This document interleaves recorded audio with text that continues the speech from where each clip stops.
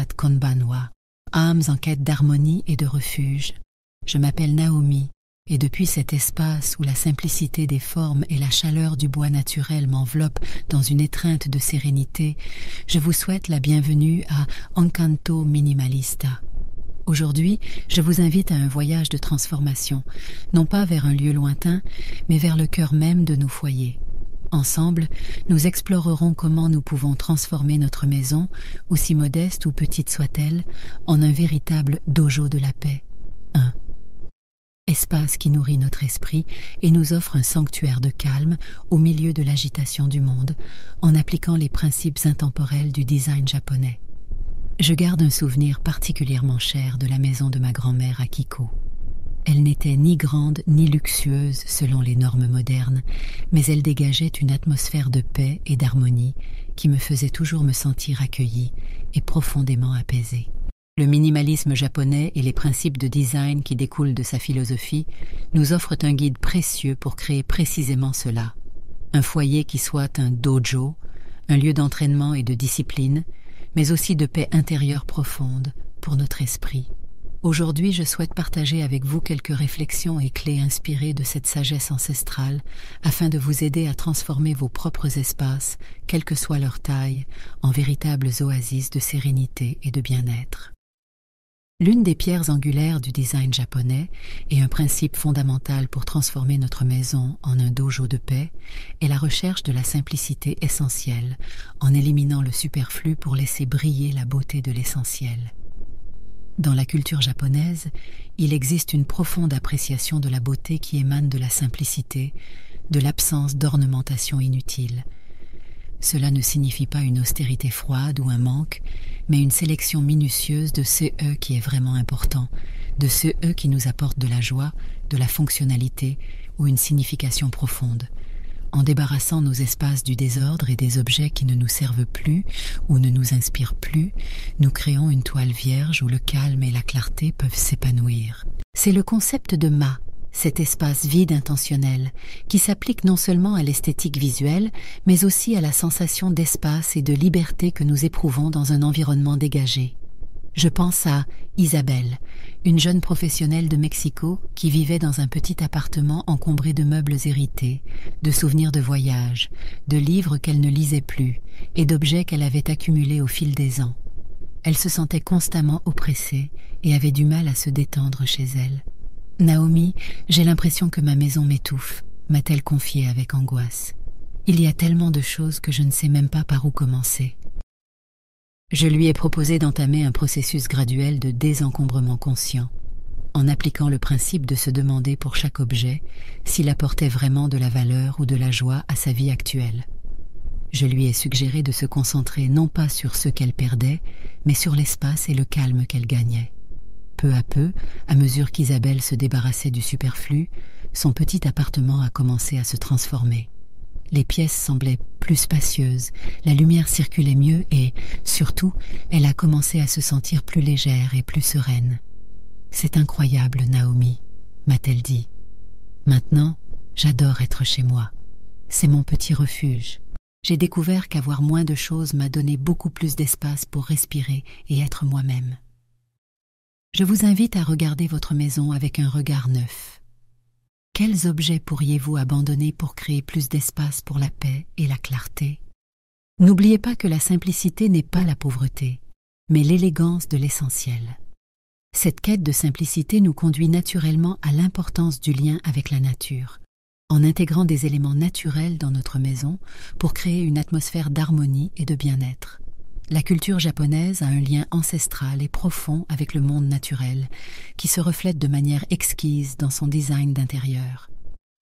Le bois brut ou aux finitions subtiles, le bambou, la pierre, les fibres naturelles telles que le lin ou le coton, et bien sûr les plantes, sont des éléments essentiels pour créer une ambiance qui nous rappelle notre connexion intrinsèque avec la terre et ses cycles.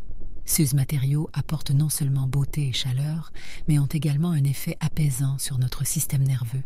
Le concept de Shizen, qui fait référence au naturel et à l'absence d'artifice, est ici essentiel. J'ai rencontré Javier, un programmeur informatique de Madrid, qui passait la majeure partie de sa journée à travailler chez lui, dans un appartement moderne, mais quelque peu froid et dépourvu d'éléments naturels. Il se sentait souvent déconnecté et en manque d'énergie. Je lui ai suggéré d'essayer d'inviter la nature à entrer dans son foyer. Il a commencé par ajouter quelques plantes d'intérieur, en choisissant des espèces faciles à entretenir et aux lignes simples, comme le bambou porte-bonheur ou une élégante sansevieria. Il a remplacé certains de ses rideaux synthétiques par des stores en bambou qui filtraient la lumière de manière chaude et douce. Elle a placé une petite fontaine sur son bureau, dont le doux murmure lui rappelait le bruit d'un ruisseau. « Le changement a été subtil mais profond, Naomi », m'a-t-elle confié. « Mon appartement semble plus vivant, plus accueillant. Les plantes me rendent heureuse et le bruit de l'eau me détend. C'est comme si j'avais apporté un petit bout de forêt dans mon appartement en pleine ville. » Pas besoin d'un grand jardin pour se connecter à la nature. Quelques plantes bien choisies, une pierre lisse ramassée lors d'une promenade, un bol en bois rempli de pommes de pin ou de coquillages peuvent faire toute la différence. Ouvrez vos fenêtres dès que vous le pouvez pour laisser entrer l'air frais et la lumière naturelle. Ce petit geste nous aide à nous mettre au diapason des rythmes de la nature et à créer une atmosphère plus saine et plus sereine. Un autre principe fondamental dans la conception d'une maison qui nourrit l'esprit est l'utilisation consciente de la lumière, tant naturelle qu'artificielle, pour créer des ambiances qui invitent au calme et à la contemplation. La lumière a un impact direct sur notre humeur et notre niveau d'énergie. Dans l'architecture traditionnelle japonaise, une attention particulière est accordée à la manière dont la lumière naturelle interagit avec l'espace, en utilisant des éléments tels que des panneaux de papier shoji pour diffuser la lumière et créer une atmosphère douce et éthérée, ou des avant-toits profonds, angawa, pour protéger du soleil direct en été et laisser entrer la lumière tamisée en hiver. En matière d'éclairage artificiel, on privilégie une lumière chaude, indirecte et réglable qui permet de créer différentes ambiances en fonction du moment de la journée et de l'activité pratiquée. Il est essentiel d'éviter les lumières fluorescentes froides et criardes pour créer un espace paisible. Carolina, une écrivaine de Buenos Aires, se plaignait de se sentir souvent tendue et d'avoir mal à la tête à la fin de la journée dans son bureau, qui était principalement éclairé par un tube fluorescent au plafond. Je lui ai suggéré d'essayer différentes sources de lumière, de profiter au maximum de la lumière naturelle pendant la journée en plaçant son bureau près d'une fenêtre, et pour le soir, d'utiliser des lampadaires ou des lampes de table équipées d'ampoules à lumière chaude et de variateurs d'intensité. Je lui ai également recommandé d'utiliser des bougies, avec prudence bien sûr, pour créer une atmosphère plus intime et relaxante pendant ces moments de détente. Naomi, je n'arrive pas à croire à quel point quelque chose d'aussi simple que de changer l'éclairage a fait une telle différence, m'a-t-elle dit. Mon bureau est désormais beaucoup plus accueillant et calme. Je ne termine plus ma journée avec cette sensation de fatigue visuelle et mentale. C'est comme si la lumière douce m'enveloppait. Faites attention à l'éclairage de votre maison. Comment pouvez-vous maximiser la lumière naturelle? Pouvez-vous remplacer les lumières froides et directes par des options plus chaudes et indirectes? Un simple changement d'éclairage peut transformer complètement l'atmosphère d'une pièce. Le design japonais nous enseigne également l'importance de créer des zones ou des coins dédiés au calme, à la réflexion ou à des activités qui nourrissent notre âme, aussi petite que soit notre maison.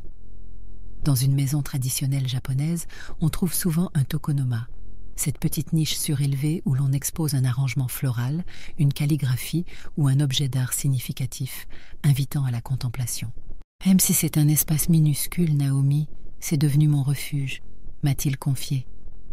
Quand j'ai besoin de me déconnecter du bruit et du stress des études, je m'assois là quelques minutes et c'est comme si j'entrais dans une autre dimension. Cela m'aide à me concentrer et à recharger mes batteries. Peu importe la taille de votre logement, vous pouvez toujours trouver ou créer un petit coin qui n'appartient qu'à vous. Un espace qui vous invite au calme et à la rencontre avec vous-même.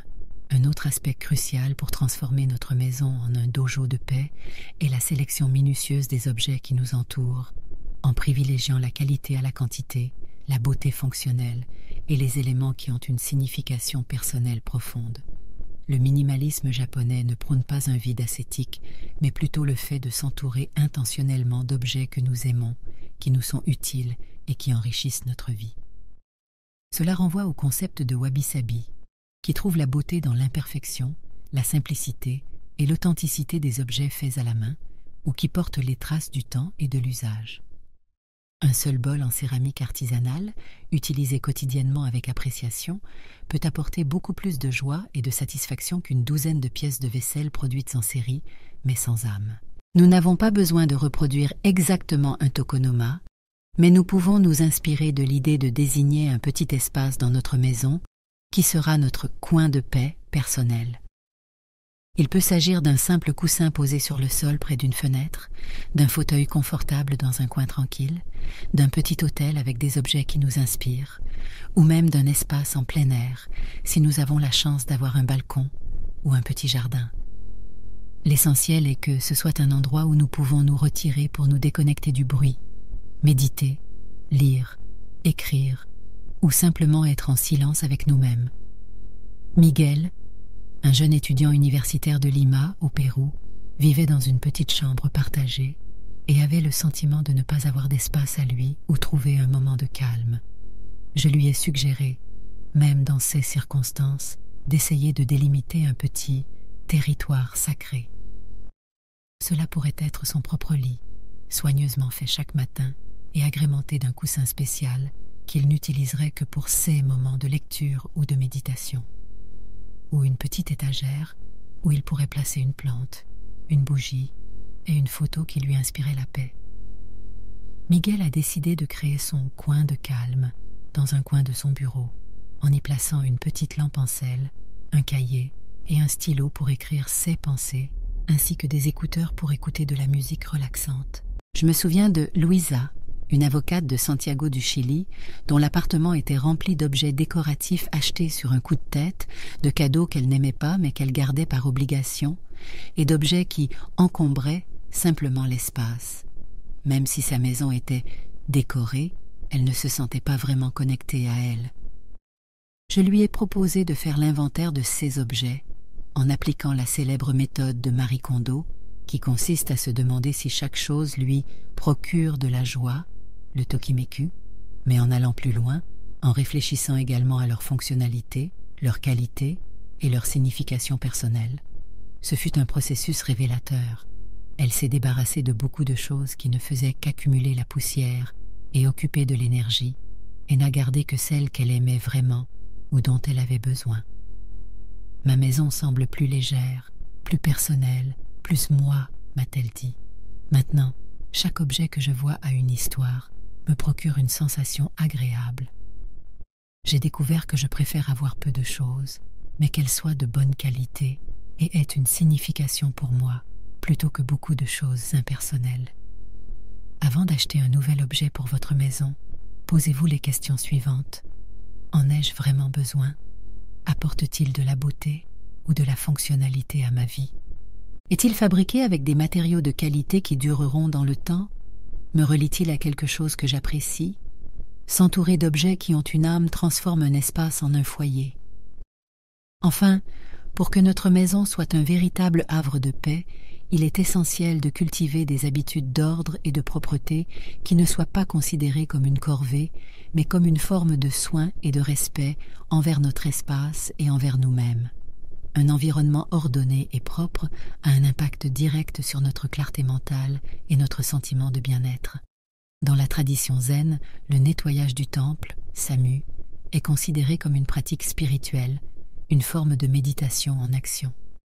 Il ne s'agit pas d'être obsédé par la perfection, mais de maintenir une harmonie de base, de traiter notre maison avec le même soin et le même respect que nous accorderions à un lieu sacré.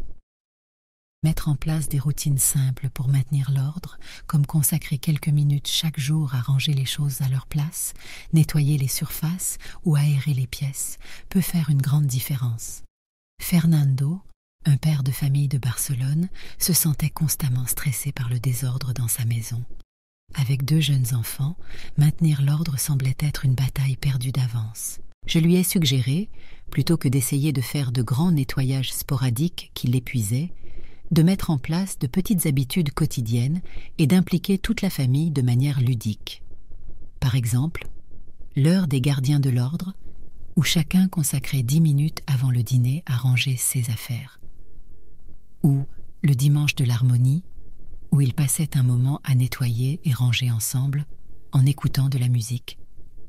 Au début, c'était un défi, m'a-t-il avoué. Mais petit à petit, cela est devenu une partie intégrante de notre routine. Et le sentiment d'entrer dans une maison propre et rangée à la fin de la journée n'a pas de prix. Nous nous sentons tous plus calmes et plus heureux.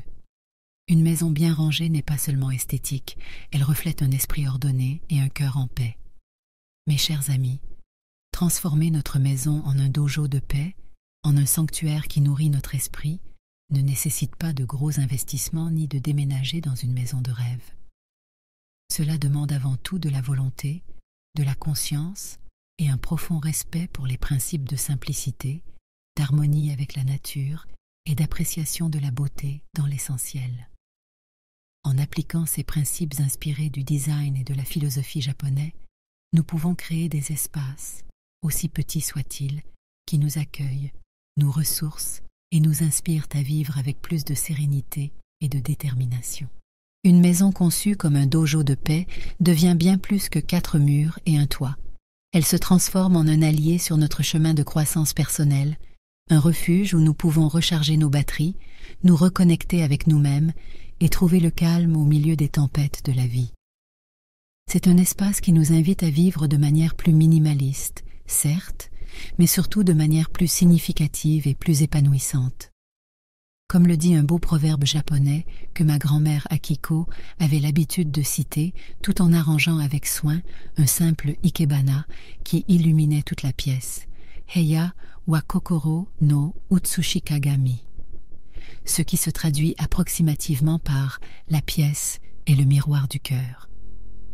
Que nos maisons, en reflétant la paix, l'harmonie et la beauté simple que nous y cultivons, deviennent également le miroir d'un cœur serein et d'un esprit nourri. J'espère de tout cœur que ces réflexions sur la manière de transformer votre maison en un dojo de paix vous ont apporté l'inspiration et des outils pratiques pour commencer à créer cet espace rêvé.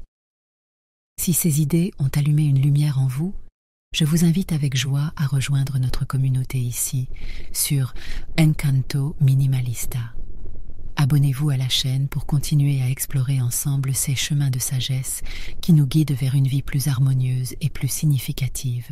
Et si ce message vous a apporté un moment de clarté, une nouvelle perspective ou une impulsion pour le changement, n'hésitez pas à nous offrir un like. Votre soutien nous aide énormément à faire en sorte que ces graines de bien-être et de sérénité atteignent davantage d'âmes qui pourraient aspirer à un havre de paix dans leur propre vie. Comme toujours, j'aimerais connaître vos réflexions et vos projets.